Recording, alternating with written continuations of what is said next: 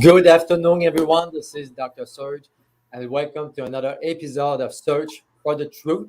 And our goal with the podcast is to educate people, empower people to take in charge their health and their life to get better. Because there's so much confusion out there, and our goal is to go over this confusion, these myths, and help people figure out what they need to do. And today, I'm really excited to have my following guest, Dr. George, with us. He just released a book. Welcome to the show, Doc. Thank you so much, Dr. Serge. I really appreciate you having me on. Awesome. So first of all, can you tell us a bit about you, yourself, your doctor, and why you decided to write this book, which we're going to talk about a little bit today? Yeah, absolutely. So I'm a family doctor. I live in the city of Austin, Texas. I've been practicing medicine for about 15 years after my residency. I've worked in largely in a fairly good-sized multispecialty clinic. Eventually worked my way up to becoming the head of the family medicine section, and then eventually the person in charge of the quality program. So chief of quality, overseeing population health. And kind of one of the things that I learned is as things are progressing along in our society, chronic disease is actually increasing, and we haven't been able to contain that. And so, just based on just looking at what we've done to date, the focus on a healthy diet and exercise, and we continue to preach that message, exercise regularly, eat healthy, but the disease of, chronic diseases like diabetes and hypertension, colon cancer, Alzheimer's, these things are just continuing to increase year after year. And so, kind of wanted to add a little bit of a different perspective in terms of what might be contributing to that. Yes, and like I said, you wrote a book. I'm going to put the cover on the book actually on the screen so people can see it. Right there, the title is really catchy to me, Health in Flames. And the whole concept of your book, you talk about fires. I think you talk about the urgency of what's going on into our society today, into our healthcare. And one of your first chapter, if not the first chapter, is our health is on fire, right? Yes. So we need to do something right now. So what is causing the rise of all those different chronic issues that we see in this country?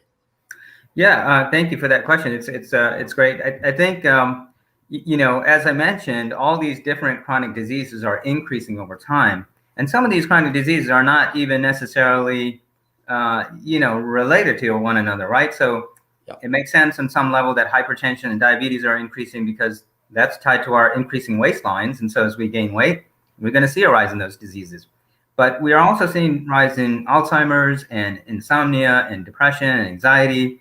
And on top of that, and that's just the chronic disease, then there's the cost of the chronic disease, which is also rising year over year. So what's contributing to that? I make the point in the book, hopefully a compelling case that you'll hopefully come to appreciate, that it really is driven ultimately when you do that root cause analysis. Yes, it is because we're not exercising enough. Yes, it is because we're not eating healthy enough and we're not sleeping enough and we're too stressed. But what's causing all that? And what I come to the conclusion is it really has to do with consumerism. and specifically what I mean by that is mindless consumerism. And so there's a tendency whereby we pursue, kind of short-term gains through mistaking pleasure for happiness. And as a result, what ends up happening is we're actually compromising our health. Yeah, that's a good point. And I wanted to put on the graph, actually, on the screen, this graph. This is the first figure from your book. Mm-hmm. That speaks to me because this is the life expectancy for different countries, right? Yes. We can see at the top is Switzerland, 86.3, and at the very bottom, which is a big drop, actually, the US. Yeah. And if you look closely at the graph, I know the dates probably come out a little bit small, but that last date there is 2017. So this is before the coronavirus pandemic. This is before the opioid crisis, which has also affected our life expectancy. But what we're seeing is really not only the rise of chronic disease, but in fact, our life expectancy is also not keeping on par with other countries that also are leaving a lot on the table. I'll say they're not necessarily doing a lot better than us, but in a lot of ways, we're all kind of, even in those countries, even though their numbers are somewhat better, we're still seeing the rise of chronic disease and increasing healthcare expenses year after year. Which is really unfortunate. And which brings me to my next question. One in your chapter, it's what's causing the fire? Yes. And you talk about healthcare, you talk about food industry, you talk about the toxins. And one of the things that I didn't realize is technology. And you actually stated a stat that the average child today spend about 7-8 hours in front of the screen. So that was like mind blowing to me, actually. Yes, yes. Sadly, I got to say before, I have to preface this by saying technology has really improved our lives in many ways. And so I don't want to discount that. In particular, it's done two major things for us. One, it's really made it so that food insecurity is not the issue that it once was. And it's not to say that food insecurity is a non-issue today. Even in America today, there's some issues that it does, it's not a completely solved problem. But compared to our ancestors, we do so much better thanks to some of the technological innovations that we have in place. And then secondly, thanks to the technological innovations, we also have much less chronic disease, mainly because of vaccinations and antibiotics and some things that we're doing better to manage chronic disease. So technology has definitely had a positive impact on our health in those aspects. However, going forward, when you think about the pillars of healthy living, it really comes down to roughly three things, right? Basically, healthy diet and exercise and good sleep. And then if you want to add a fourth one, it's probably managing stress, okay? Yeah. And when you think about the ability of technological innovation to improve on these things, what you're going to find is that there's definitely a shortcoming there. In other words, food is actually already perfect for us if we're eating whole, real food, which is the way we're meant to be eating, which is the way our bodies have evolved to eat. Any kind of technological innovation to improve food is only going to make it less healthy for us. And that's what we've seen that's happening, with the with more and more processed foods, for example. What we're seeing is the rise of chronic disease, right? Yeah. In the same way, we have technological innovations to make things more convenient for us. But those conveniences are actually slowly robbing us of opportunities for exercise. So, for example, you see that, we have, roads built for cars going every way we want, and it's very convenient. But on the other hand, you've, really kind of lost the opportunity for exercise. So I think, so what the basic point is beyond a certain level, technology is not what we really need. What we really need, once we've met our basic needs and overcome, starvation and we have enough security and food and housing, what we really need is just to be freed to be able to consume real healthy foods and exercise regularly and sleep well. Nothing that we need technology for. Those are things that are free to us today. So. Yeah, good point. So would you say that the food industry is to be blamed for the rise of chronic issues? Because a lot of people seems to blame, the big corps, right? Yeah. But at the end of the day, we are the consumer. We are the one who decide what to buy. So if, as a whole, we will stop buying that food, that can shift the system, right? Yeah, a good point, Dr. Surge. What I would say to that is, in some sense, the food industry is making it so much harder for us, right? But at the same time, what are they doing really? They're really just trying to sell a product, just like any other company, any other business is doing. But that's one of the fundamental problems that I'm seeing and trying to point out in the book is that when you have, a profit motive. All they're trying to do is make some money, right? And so if you have a company that's trying to make money, just like any other industry, you're going to try to make a product that is so enticing and so, in this case, very delicious, so that your consumers are going to continue to want more and more.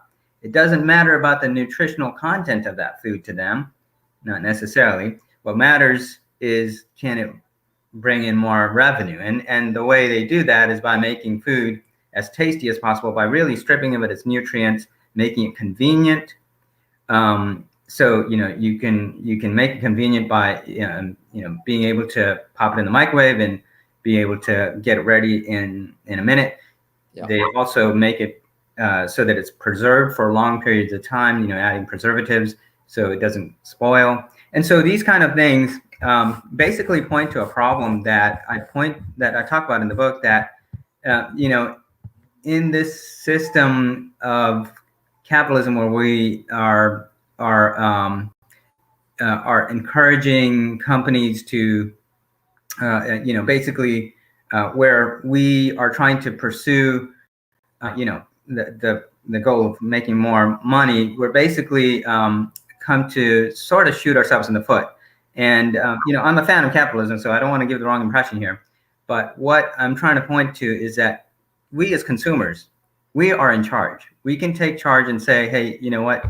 We if we can control the mindless spending and actually be able to use that money and set it aside and actually invest it, you can actually be free of the confinement you have to your employer. And so that's one of the ways in which you can potentially be more liberated to be able to spend the time for cooking healthier, exercising, and sleeping well. So bit of a long-winded answer, but I hope that you're able to follow that. That covers it all. Thank you for that. So one of the things that I see with people, you may see that too with your client, is, they get older and they come to me and say, I have aches and pains. I don't sleep as much. I don't have as much energy because I'm getting older. So two questions for you. One is, do you agree with that as you get older, you necessarily get sick? And then second, do you feel that the increase in life expectancy is the reason behind the rise of those chronic diseases? That's a good point. And actually, we have ample evidence from studies of various societies, and even people who live in more of a hunter-gatherer societies, that they can actually live a long life without any kind of chronic disease. So you have people that are living, largely a pre-industrial sort of lifestyle, that if you provide them enough food so that they're not undergoing starvation, and you can protect them from infectious disease, which are two big things that wasn't true in the pre-industrial era. True. But if you could do those two things, then largely what we're seeing is those people are living free of any kind of chronic disease. You're not seeing, it's actually very rare to have diabetes. There's some statistic that says that 70 to 80% of diabetes is largely preventable if we lived a healthier lifestyle. Same thing, you're not seeing rates of hypertension among them. It's very rare in that sort of a society.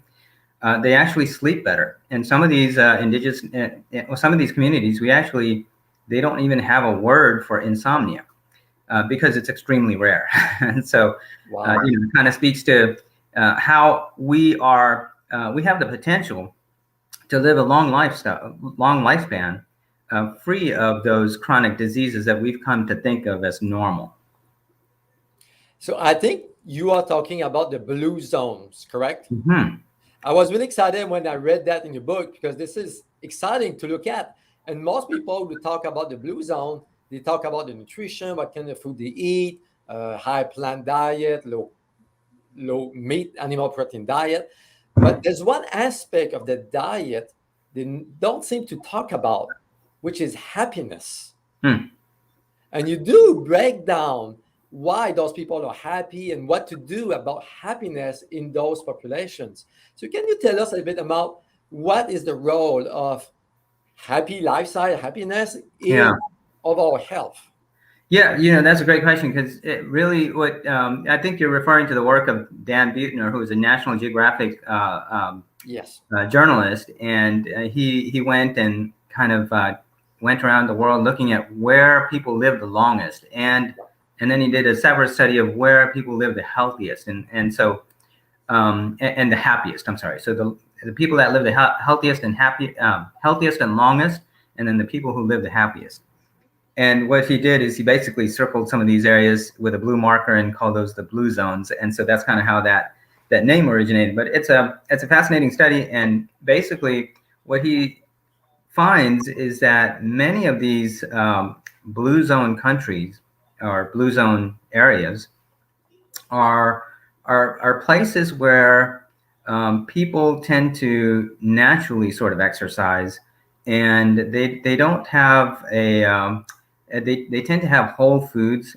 They just don't have as many options of not having those things available to them. So, for example, if you were to ask them why are they, what is their secret to living such a long life, a lot of them don't seem to know.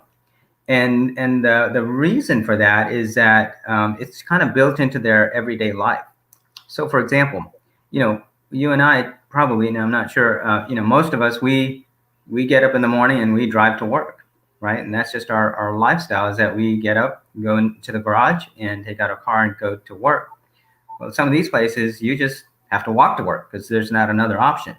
And so, it kind of points to how we have kind of chased or pursued convenience and sort of mindlessly robbed ourselves of the opportunity for exercise.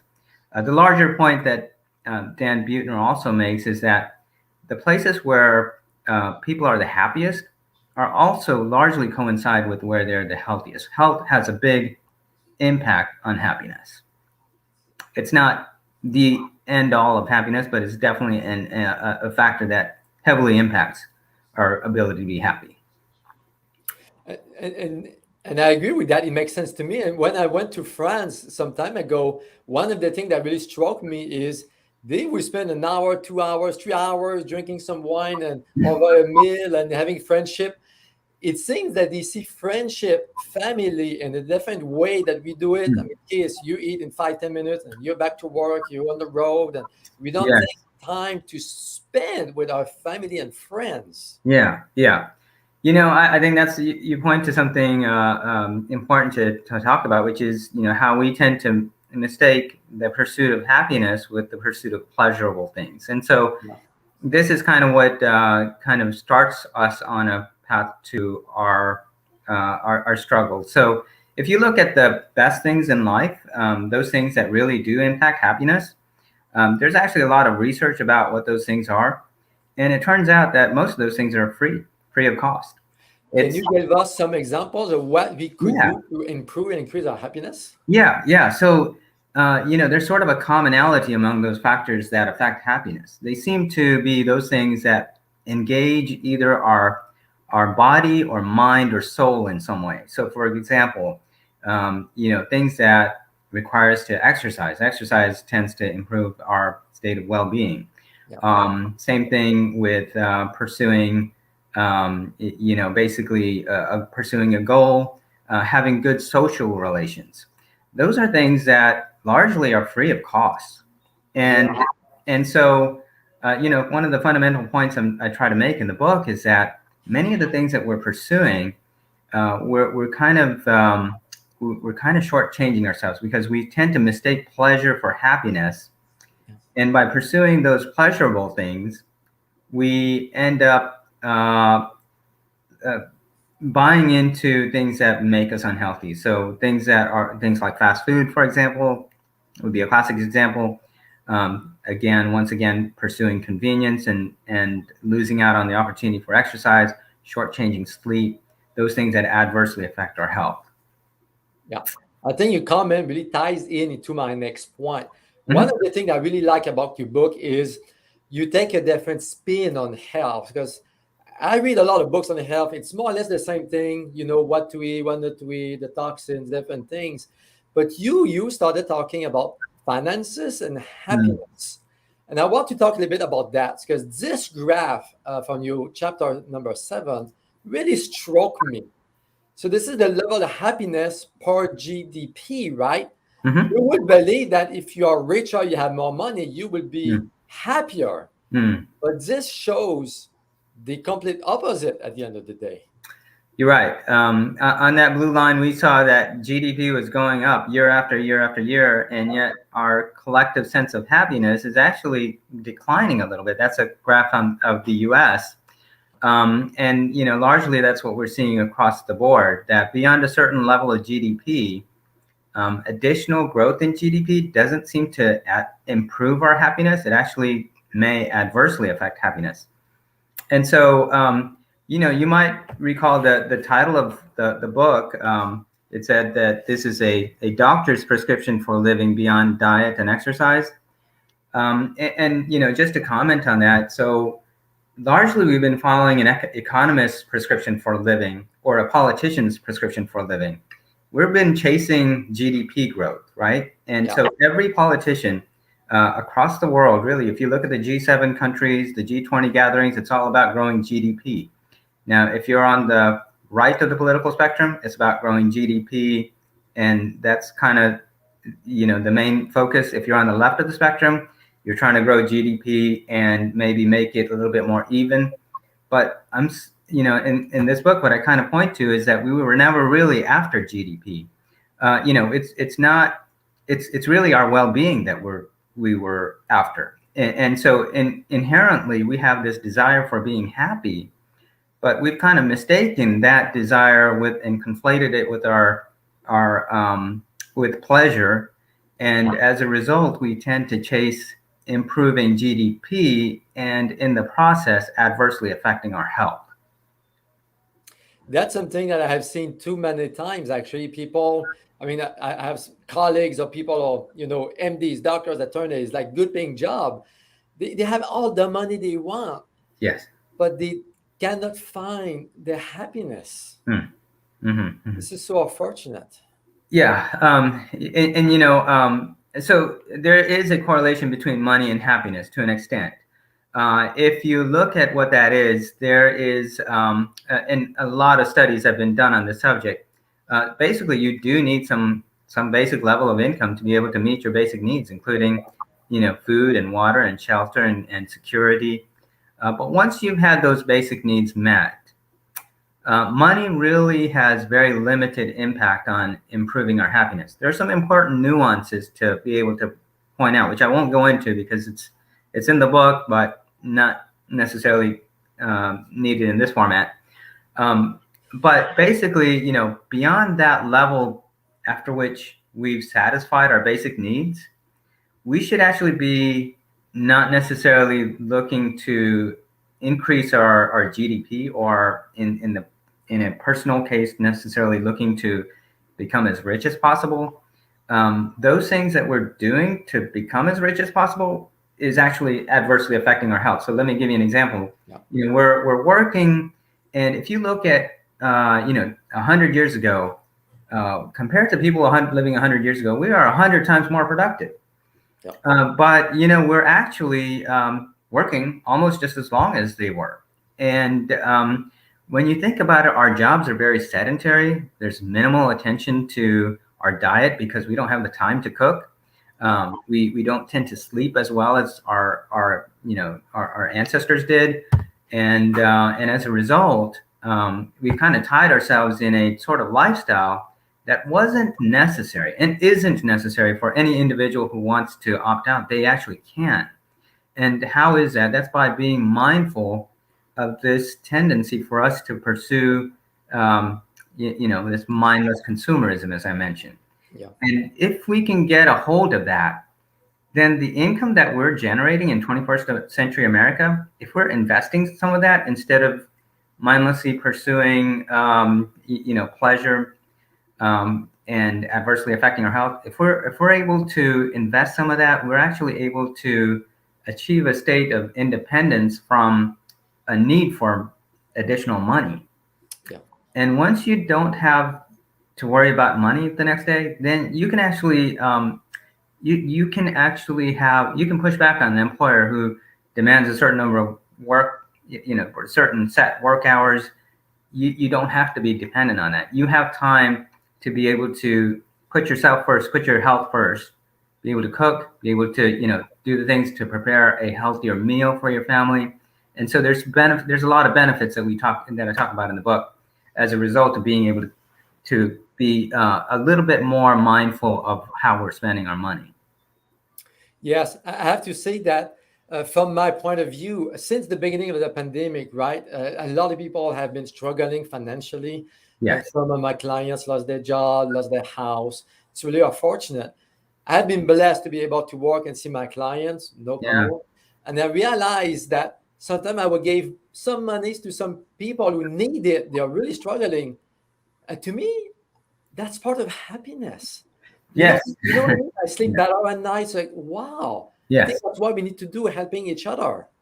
Dr. George, there's a lot of research that backs up what you're saying there, that being able to give charitably actually improves our happiness. So I might have made the point too quickly that beyond a certain level of income, money doesn't affect our happiness. But one of the caveats to that is that there is one thing that you could do beyond a certain level that does impact your happiness with money, and that is being able to give charitably. And so that charitable giving does seem to be one of those factors that does benefit us, both in terms of you as the giver and the person who's receiving it. And so that's a win-win on both sides. Wow, that's awesome. That's good news. I think right now, with everything going on, it's really important as human to unify and get together and support each other. That's right. That's the only way to make it. Um, I was reading some statistics some time ago about knowledge, right? And the author was saying that 20 years ago, it would take about 100 years to double our knowledge. And they Mm. found out that today it takes about 11 hours Mm. not to double our human knowledge. So science is advancing so rapidly. Mm. On the other side, it seems that more science we do and more research we do, less able we are able to reverse chronic situation, chronic diseases. So what's going on with that? It doesn't make sense, right? At some level. So I'll just point out an important caveat here that I mentioned at the start of our talk that chronic disease is increasing, and pointed to the examples of diabetes and hypertension and colon cancer, and a number of other diseases. Well, I don't doubt the ability of science to eventually be able to cure those diseases. Yeah. Okay, so science, with the advancement of science, we'll be able to one day cure diabetes and cure Alzheimer's and things that we can't even imagine that are possible. So, I want to kind of emphasize the importance of science Yes. but at the same time, if we're looking at that to improve our health and well-being, okay, so there's chronic disease which we can improve with science, but in terms of our health and well-being, the things that we need, we already have. They're already perfect for us. We have healthy whole foods out there. We just need to consume it. We have the ability to exercise. We just need to be free enough to be able to step away from our desks that we're tied to from 8 to 5 every day, followed by sitting in traffic to and from work. But if we were freed from that, we have the ability to be able to exercise. We have the ability to sleep. We have these artificial environments which are constantly stimulating us. And so, unfortunately, in our society, insomnia is a very common term that everybody knows of. But again, some of those prehistoric societies, you ask them what, to come up with a word for insomnia, and they actually don't have it in their vocabulary at all. So I guess what I'm pointing to is science, or technological improvement, or the advancement of science is not necessarily what we need now. We have the things that we need. We just need to be able to be free enough to implement those. I like the statement you just made, actually, because a lot of people know what needs to be done, but they don't take the first step Yeah, to do what they need to do. So, yeah. what would be a piece of advice for people who are listening to us that they could do right now as the first step? Yeah. So let me answer that in a bit of a context here. So, in the book, I talk about how there's a researcher. His name is um, Brian Wansink, and he wrote a book, Slim by Design. And the point is that if you're relying on your willpower to be able to do whatever pursuit you're trying to do, um, it's awfully hard. Okay, but if you try to just optimize the environment around you, you're much more likely to succeed. So in other words, one of the experiments he carried out was he had this a desk where secretaries are sitting right next to some candy, and when this candy is sitting there right in front of the secretary, she's much more likely to grab a handful of it. But if you take that candy and you put it inside the desk drawer, or you set it up, 20 feet away, suddenly, he actually measured the candy consumption, and what he found is a dramatic improvement, right? It's much less. And so the point is that if we optimize the environment for healthy living, then we're much more likely to be able to be successful with that than if we rely on just pure willpower. So That's a good point. This is something that I hear all the time from my client is they would tell me if I have candies or sugar in the house, I will eat it. If I don't have yeah. it in the house, I won't eat it. That's so true, right? Because our willpower is not that strong when you think about it. That's right. It's know? just a matter of time. You have to put up that willpower day after day after day. It's easier to just optimize the environment. And the larger point that I'm trying to make in the book is one of the things about optimizing the environment really has to do with optimizing the way we're spending our money. This mindless pursuit of convenience, this mindless pursuit of pleasure, those things are robbing us of the opportunity to be healthy and to live the healthy, full life that we are inherently capable of. Wow, yes. So thank you for that. So as a closing remark, it's up to you. What do you want to say to conclude this episode? Sure, please. If you guys can, please read the book, Health in Flames. Which is on the screen, It's yes. available. Actually, today is the day that it was published, and Dr. Surge was the first person to interview me. So thank you for that. I really appreciate that Thank you to opportunity. you. And if you could read the book and post a review for me. Also, please come to the website, www.healthinflames.com.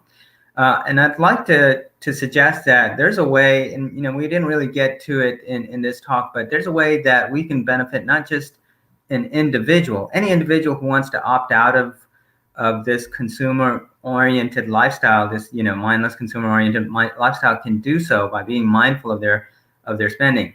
But there's a way which we can benefit society as a whole. And so this is a much more ambitious goal than benefiting just the individual. I want you guys to join me. Come to the website. If you're really inspired after you read the book, reach out to me. Let me know that, because I want to try to get us to organize into a way that we can bring about these benefits for the larger society as a whole.